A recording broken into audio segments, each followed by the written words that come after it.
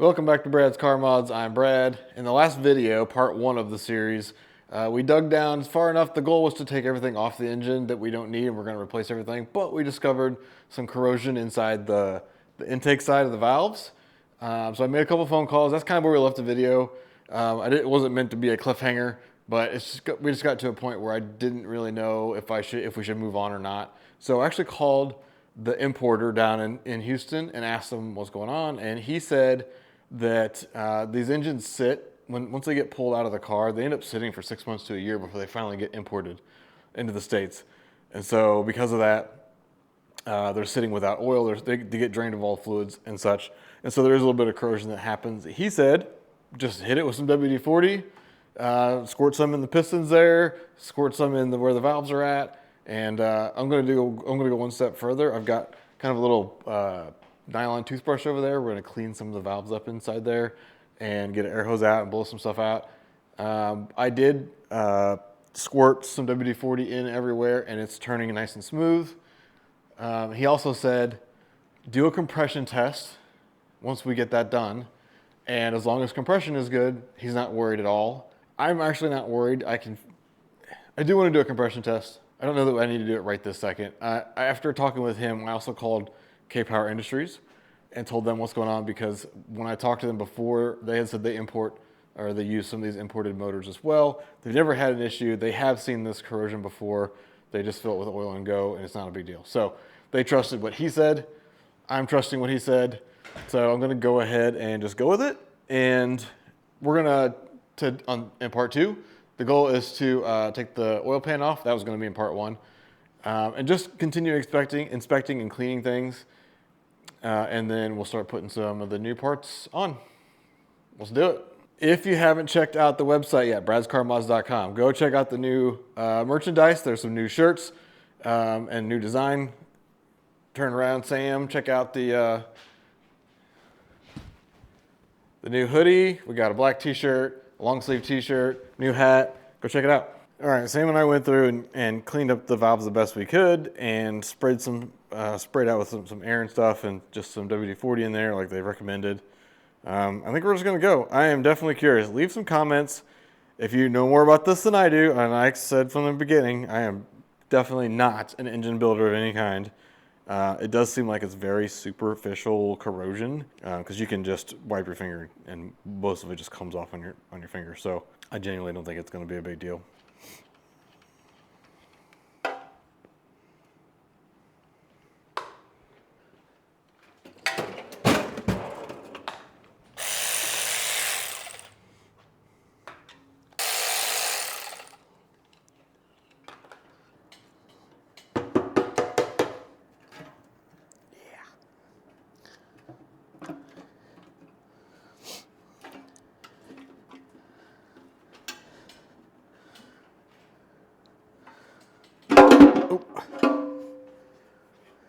Yay! Ooh. All right, now that we have the oil pan off, we're gonna just clean all this up. And there's a couple pieces we need to remove, but I want to inspect and see some of the parts that we already have. So we're gonna finish tearing down the rest of the motor. We're gonna take the valve cover off, the timing chain cover off the front, the crank pulley off of here, and that will allow us to then take off the oil pump and all the oil pickup bits, because we're going to change that stuff out. And the reason why is because this motor is a little bit taller than the BP4W, and so it sits down. To get it to sit low enough in the car, we've changed the subframe out, and also a new oil pan is needed, which is this oil pan here. It's a nice one. It's got like side baffles and stuff in it to keep the oil where it's supposed to be. It also has this giant cutout. That's where actually the steering rack will go. So the motor will basically sit over the top of the steering rack, and the new subframe will help keep everything lower and keep clearance in there for exhaust and such. Why we're swapping out that oil pump, because this pickup neck here is going to be in the way.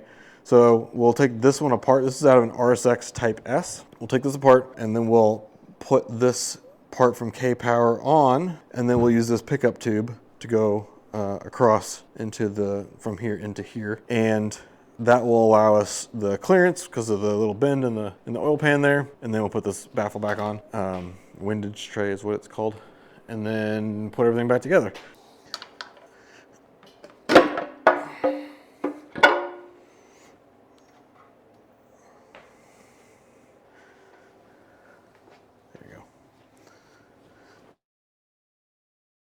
All right, we got the valve cover off. This is a VTEC motor, both on the intake and exhaust side. So there's 3 lobes on each side. And so the way VTEC works is you've got 2 of these smaller lobes are not as aggressive. And you can see, if I look close, see how this middle lobe is larger than those 2. So at a certain RPM, let's say 5,500 RPM, the solenoid down here on the end will turn on, and it will force the valves to use the bigger of the 2 lobe sets, so that the engine will all of a sudden get a lot more air into it. So that's why this will be way more fun in the Miata, because it'll make more horsepower, but also VTEC will kick in and it'll be cool.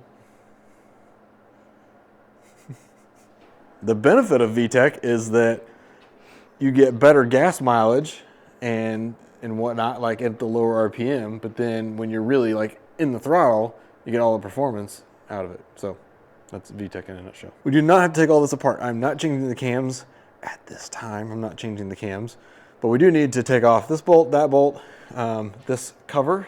I do have so this is I'm gonna rack my brain here, either a 20 or a 25 degree. So this is an adjustable cam gear. I do have a 50 degree. That's what this one is.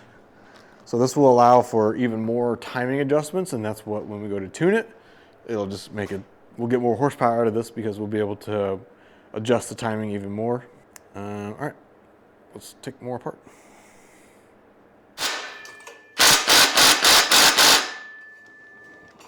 Okay, Impact does not have enough balls to do it. Let's see if I do. I need you to stand on that.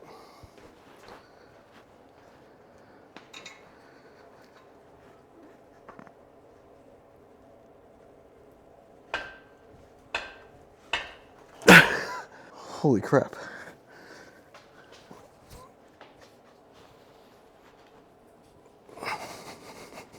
Something's gonna give.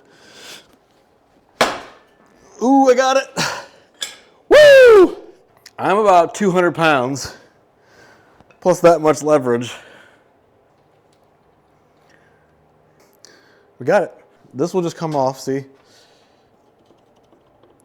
Just gotta be careful. There's a keyway in here, so this little guy right here slides out. The one that I bought to replace this is a super damper one. It will also need that, so don't lose that. Where can we put this? That's supposed to just pull. There it goes.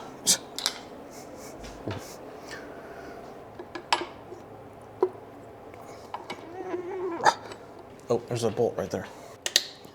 Always take all the bolts out. Step 1. Got it. Timing chain cover is off. Timing chain. Timing chain guides. So the reason why we're taking that off is because we have to take the timing chain off to be able to get to the chain down here for the oil pump. So we got to take off, loosen these chain guides. See this big old guide right here? Mm-hmm. So this is a chain tensioner. There's a spring in here. It's pushing this guide on that pivot point like that to keep this chain tight. So we're gonna loosen these 2 bolts. So we're gonna loosen this one, and then we'll pull this one out, and this will pivot down to release it. Okay, and now take that one out.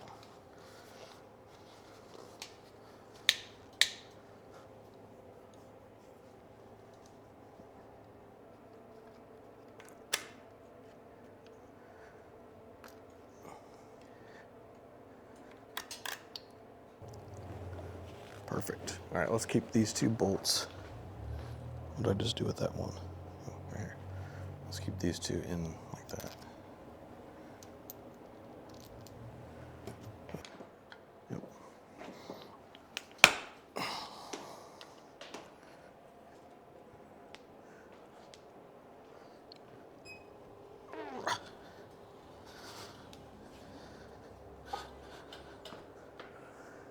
Take those off. See if that's smaller or not.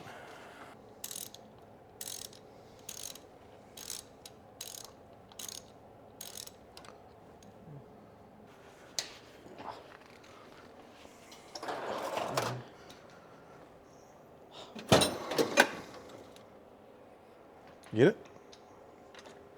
No. Oh my god. Put some muscle behind it.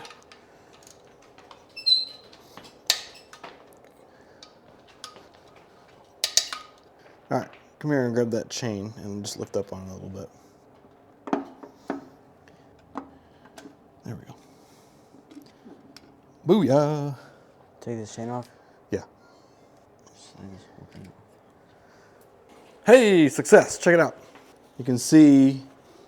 So this is the bottom piston rod. So that's the cap on the bottom of the piston. That one and that one. And so as I rotate this, see in there? You can see the pistons going up and down, upside down. Pretty cool, huh? Okay, fun times. I don't know if the bolts were brittle or I'm not sure what the deal was. I'm reusing the bolts that came with this RSX Type S oil pump, and I was trying to torque it down to specs and I totally twisted one off. So I robbed a couple from the old oil pump and we're gonna stick those in there. And I'm not gonna try and torque them down because I really don't wanna make things worse. Yeah. Okay, I'm going with that. If it grenades, it grenades. You need to hold this tube whilst I put, it's gonna go like this. This is the most awkward damn thing ever.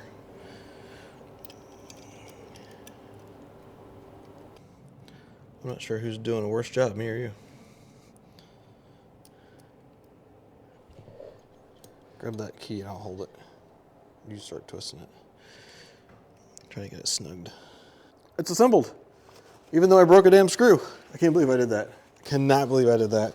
We can actually put this back in the motor. Holy crap. Let's do it. So this guy is greatly slimmed down. So we can't go too far because we are gonna have to scrape all this gunk off, but we can get this bolted down. And now you can see though what the point of this was. So now we did all of that because this can now fit, see? Goes the other way maybe? Goes the other way. Let's try that again. No, that was correct.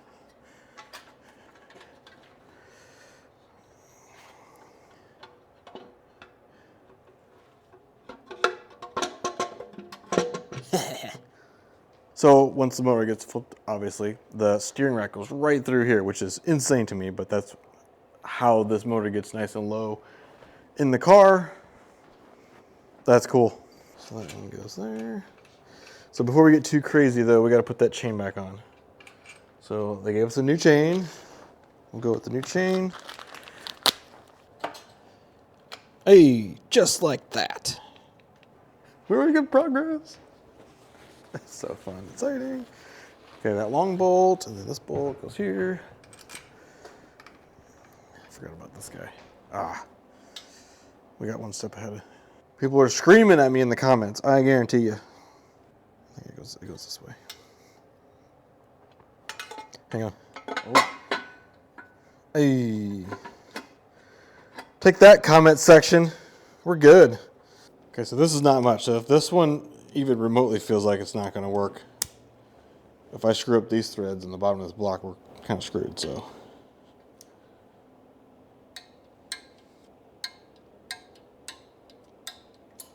Beautiful. All right, there's one small step that I kind of thought I forgot, but I'm okay. So right here in this hole, there's a little piece that has to come out. Let me show you. That little guy right there I gotta pull that out and we're gonna plug it with a bolt. Luckily, there's a hole there. The instructions say take a wood screw, start screwing it into there because it's only held on with an O-ring. There, it's starting to move. Like it's broke free the O-ring in there. So it's not gripping it, it's just spinning it in the hole now. Got it. The goal was to pull that little plug, which we did. And there's threads there, which is interesting. And then you just screw this bolt in and what you're supposed to do before you put the windows tray on, which is fine. We just gotta pull those bolts back off.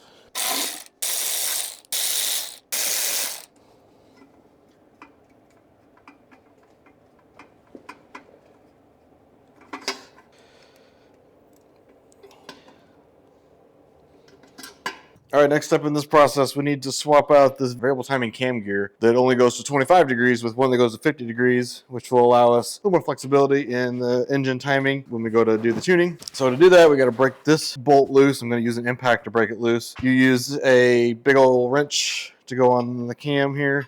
Sam's going to hold that, and then I'm going to hit that with the 17 mil socket. We'll pull that off. One thing to note is that these gears can be locked or unlocked. Locked for starting the car, unlocked for when it's running. It can be variable. The important thing though is there's a dowel pin inside here. That circle is a dowel pin. When it's in the locked position, that pin is in there, and when you go to torque this down, you'll be torquing against that dowel pin, which could bend it or break it or whatever. So if you have it in the unlocked position, that's the way it comes from the manufacturer. That position is the unlocked position. If that right there was over here in this square side, then that would be locked, which is the way it is on the car right now, or in the motor. So we're gonna leave it unlocked so that the internals are kind of against each other. So when you torque it down, you got plenty of meaty metal in there. We torque it down to 80, I'll put it on the screen, 82 or 86 foot-pounds. All right, Sam, let's break this loose.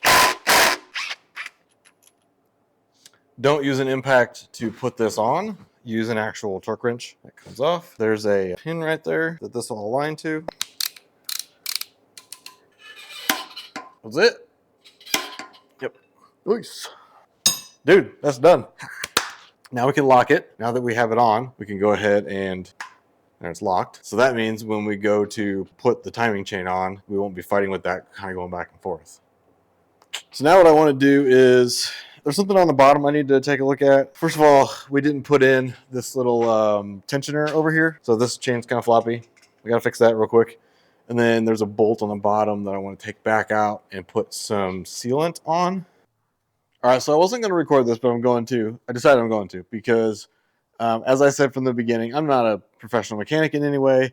And even if I was a professional mechanic, mistakes happen. And I wanted to show a mistake. A lot of YouTube channels cut this stuff out to make it seem perfect. But in reality, mistakes are how you learn. And so I'm obviously doing an engine swap for the first time. I'm also taking a lot of components off of this engine and swapping things over and putting things back on. So what I did was, on accident, so two things. Earlier in the video, I replaced, there was a little plug right here that I pulled out and I put this bolt in. Well, I forgot to put sealant on that bolt. First mistake. The windage tray that was on here had covered this and you had no access to this bolt. So to pull that back off, I had to pull the windage tray off. The bigger mistake was when I initially tightened down all the bolts for the windage tray, I ended up accidentally, not cross-threading, but stripping the threads on this bolt right here. If I screw up these threads in the bottom of this block, we're kind of screwed, so... this is an aluminum block and the bolts are steel bolts. And while I did the torque specs, I don't know how I did it. Somehow I accidentally stripped those threads. When I tightened it down though, and actually that's what holds this oil pickup in place too, that little bracket right there. The bolt goes through that and then the windage tray and then into the block. This was tight. I could pull on this. The bolt didn't want to come back out, so I actually moved on, which was also a big mistake because guess what? If that bolt comes out somehow later on, I mean, this is literally the crank of the engine, and it's a catastrophic failure that bolt gets loose in there and destroys the engine. So those two things were bothering me, and I needed to go back and fix it. So here's what I did. And I didn't record this part because I had some family over, and I have a tap and die set. I've seen it done a million times, but I've never actually tapped new threads. And I didn't want the very first time I did it to be on the engine block of my new engine. So I had my brother-in-law, Carl, come over, and he helped me. He's done this stuff before. But it was really straightforward. The thing is, you can't be afraid to do something like this. There's a reason why there's a tap and die set. You can drill and tap a new hole and fix the threads. Like, that's a process. Making a mistake like this is part of that learning journey, right? And so I went ahead and while he did it, I stood here and watched, and he talked me through the process, and I would be comfortable doing it again. I'm going to finish drilling out the bracket for the oil pickup and the windage tray, and then I can put that back on and torque all those bolts down. I did put sealant on that other bolt, so that's taken care of. So now when I get all that done, I'll have peace of mind that I actually did it right, and I can move on. So that's the next part, and then we can finally put the timing chain back together and time the engine and start closing up this engine once and for all. All right, the engine is timed. I was going to film timing it just to go through the steps, but this is not an instructional video. And in fact, the K-Power Industries instruction manual is excellent. Just follow that. The steps are simple, and actually I didn't film it because I took my other son to the orthodontist, and while I was gone, Sam timed the engine for me. Good job, Sam. The simple steps are the chain itself, the timing chain itself has, see the two dark links right there? Two dark links. So you put the two dark links where that dot is on the intake and the exhaust side. And then down here, there's a dark link right there. And right behind it, there's a notch. See a little notch right there? When all those things are lined up and you put the guide on, put this little bolt in here so that it can swing on this, kind of push on it. All those things combined means that the engine is timed. So lining up those marks is the key. And then for this tensioner here, it's spring loaded. So you can pinch that and put a push pin right here in that hole, and that'll keep it locked back. And then you can put the screws in and slide it up into place right here, and then pull that pin, and it'll put tension on the tensioner, and it is now good to go.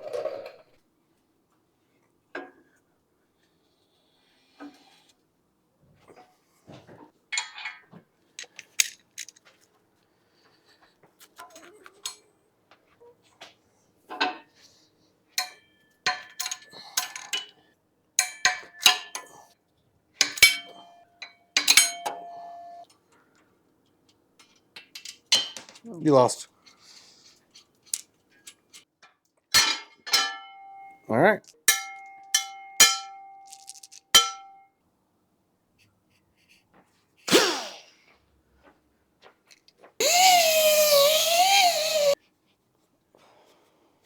All the documentation everybody talks about recommends this. They call it Honda Bond. It's Honda specific gasket maker. You can also use what's called Ultra Black. So either one of these will work. This is more expensive, but this is what actually Honda uses from the factory. So I'm just going to go and basically do a bead around the whole side here, but also around each bolt. So like this. I'll put this on, and then once I put the oil pan on, then we'll just, you start on this side, I'll start on this side. We'll just hand tighten, put them all down, and then we'll get the torque wrench out and torque them down.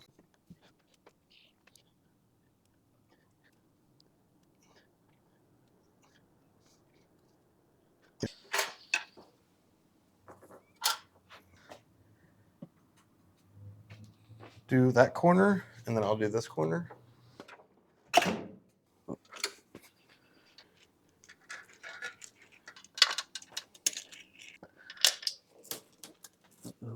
don't you throw it on the ground? One nice thing about this guide too is the very last page is all of the torque specs. So oil pan, 8.7 pounds.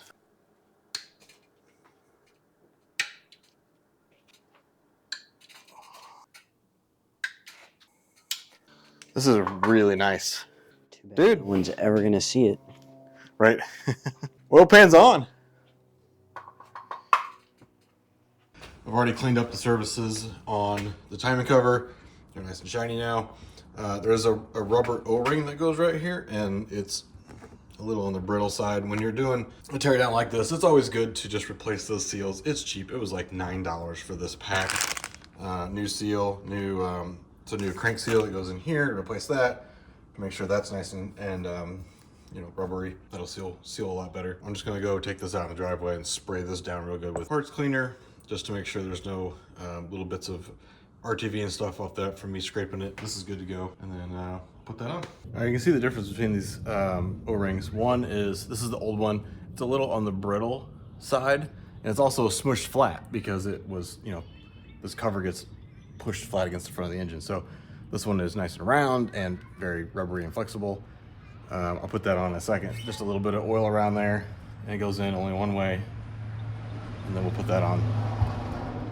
I'll put that on and then put the timing cover right on the engine so it doesn't fall out. For the crank seal, I took the other one out already. It's easy to get out when the timing cover is off. You can just hammer it on one side and it comes out.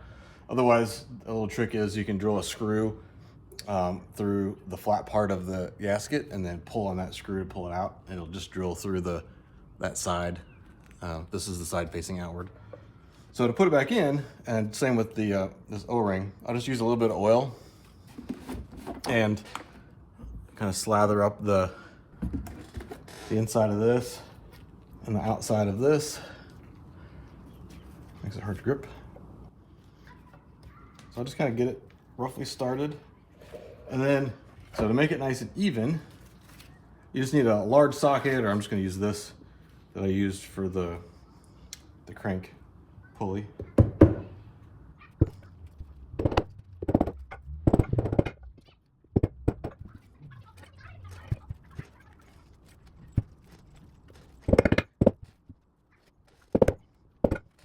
You can also use the old seal if you didn't destroy it too bad to help seat the new seal. Just kind of put it on top of there and then, you know, use a rubber mallet or something and hammer it on there. I think that's good though. Looks like a little cloud. Store your data. Store your data in the cloud.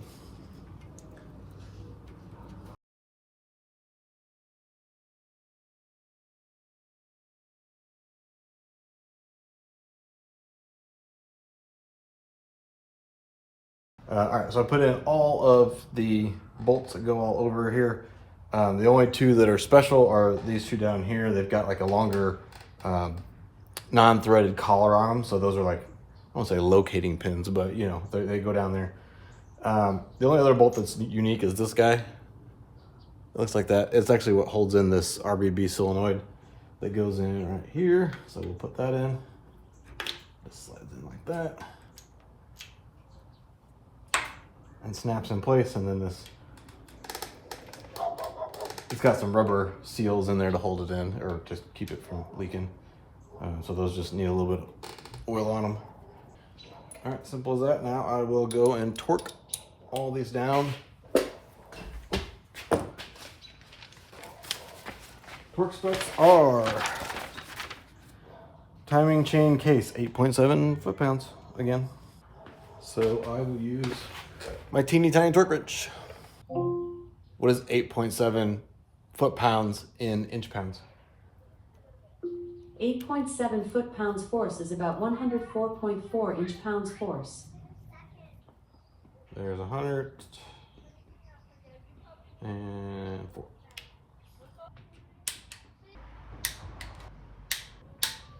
By the way, I know it's obvious when you buy these tools. The Harbor Freight torque wrenches, all of them are 20 bucks. It doesn't matter if you go small, big, it doesn't matter.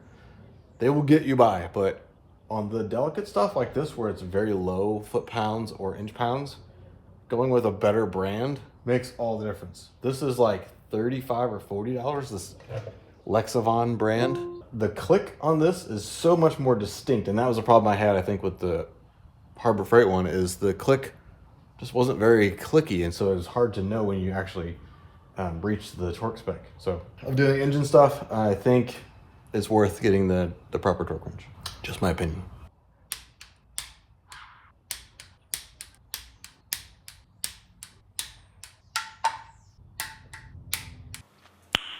Nice.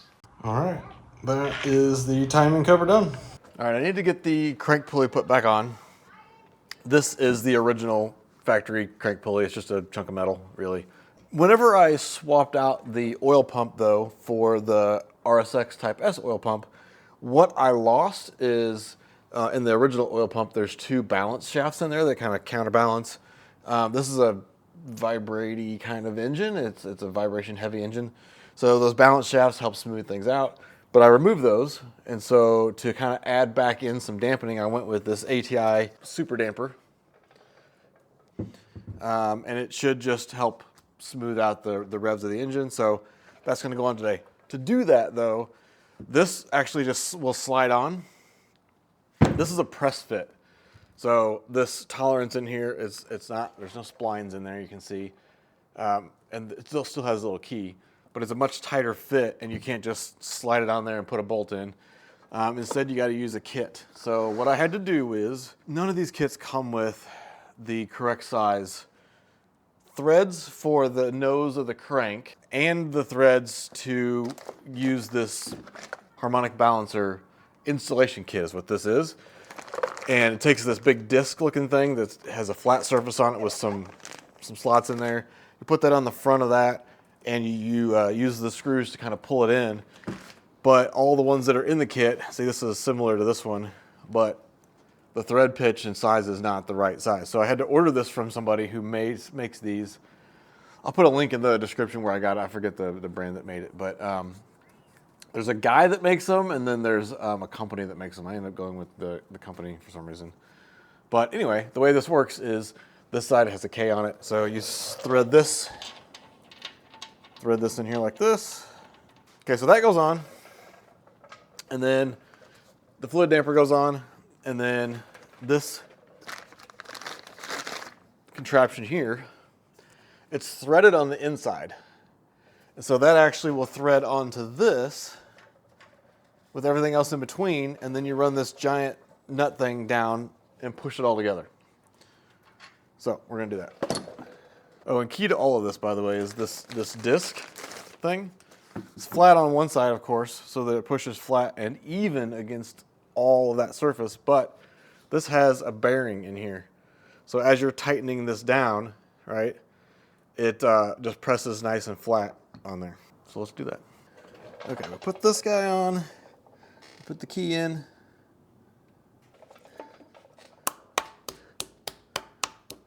Goes on flat like that. See, that way when I turn that, it only turns that bearing in there. Okay, and then this. Okay, so assembled like so. So I want to run that all the way down so that it's snug on the threads. Then I can run this in and get that snug, and then grab some tools.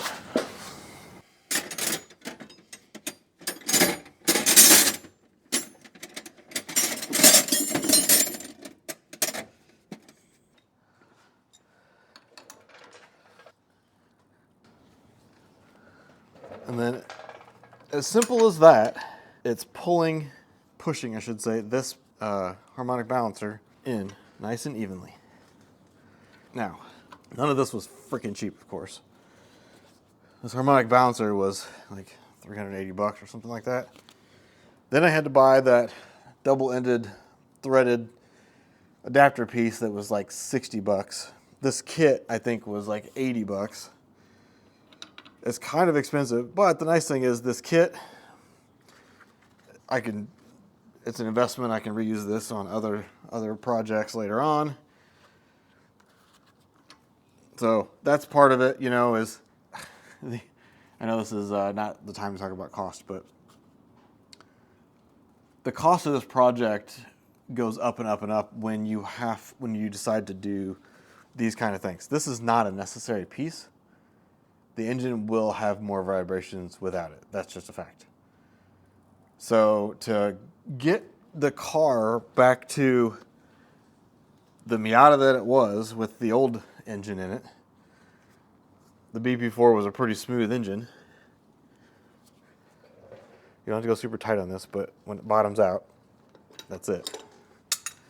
And now I can start taking this back out.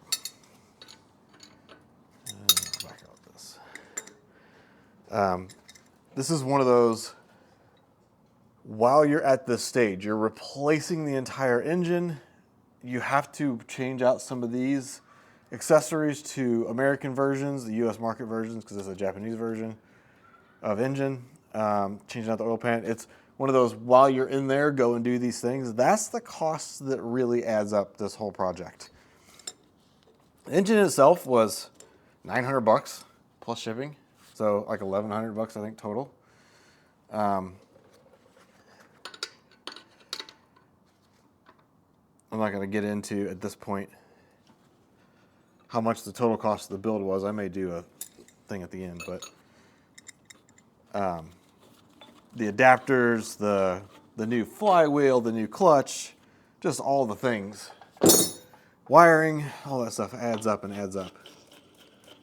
It's not a surprise. I wouldn't have got into it if I was surprised by the cost, but I'm not complaining by any means. I'm excited. I'm just saying, these things start to add up.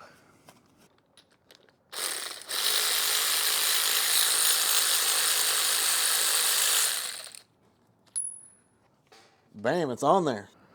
Okay, now that I have the fluid damper installed, ATI Super Damper, it looks fantastic, first of all. Second, the original bolt that held the crank in, or the crank pulley in, was this guy. Ideally, you don't want to reuse these. That said, I wouldn't want to use the factory-looking one anyway, just because it's doesn't match the prettiness of what I have. So I went to 4-Piston Racing and bought this 12-point, really nice looking all black bolt that'll go in there nicely. I am not, however, going to put this in right now because the this has to be torqued to 180 or so, 81, something like that, 180 foot-pounds. There's no way for me to torque this because it will just turn the motor over. I don't have the flywheel and stuff on the back yet, and so there's no way to hold the motor still while I try and torque that. So what I'm going to do is I'm just going to put a piece of tape across here that says bolt on it to remind myself that that bolt is missing, so that later on, once it's either in the car or probably when it's on the engine hoist here pretty soon, put the flywheel and clutch on the back. And then when I do all that, I'll torque it then along with all the flywheel bolts. It'll be easier to hold everything still once I get the flywheel also on. So just a reminder for later on.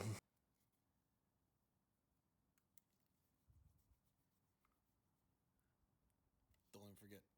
All right, now it's time to deal with this mess. So originally, this water pump housing was the Japanese JDM version, because this is a JDM motor. In order for the intake manifold to be converted to front engine, rear-wheel drive front engine facing where the throttle body has to go, like right here, what has to happen is you have to switch to the US market to make room for the throttle body to sit up here versus it would sit back there normally. Right now it's just kind of mocked up with all the bolts in it, and the reason why is because I knew I was missing some bolts, I just wasn't sure which ones.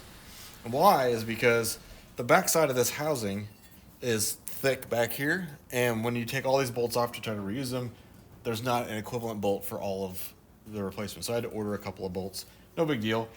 And then pulled out the bolts from this water pump to reuse all of those. So then I marked everything up just to make sure I had all the bolts, and I do. So now I'm going to take it all back apart, and there's no sealant in here.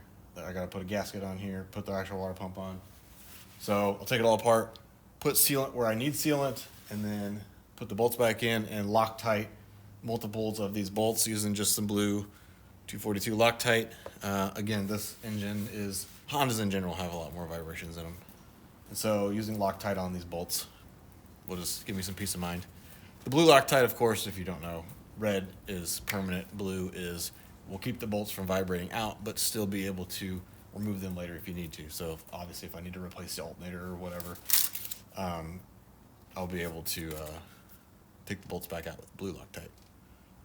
So that's the plan, is to take all this back off and assemble it one piece at a time with the sealant and all of the bolts.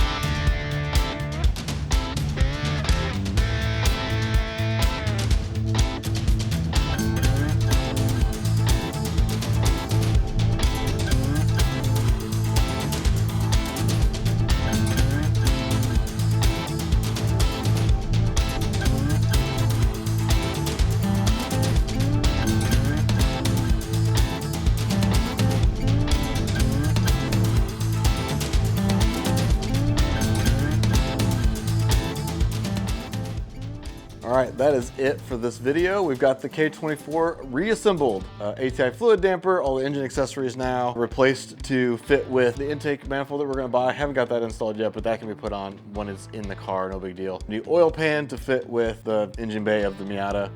And then the RSX Type S oil pump has been swapped out. And then we, of course, redid all the timing and the VTC timing gear. So this engine is ready to go back in the car, and good news, some parts just arrived. I've got the flywheel, I've got the clutch, I've got the adapter plate to go with the transmission. So now we need to finish up swapping out the subframe, and that would be in part 3 and part 4 and all that stuff going forward. So thank you so much for watching. If you want to support the channel, bradscarmods.com. You get shirts, hoodies, turn around saying we got the K-Power Project hoodies and shirts and hats. They're all awesome. Of course, like and subscribe and all that fun stuff. See you in part 3.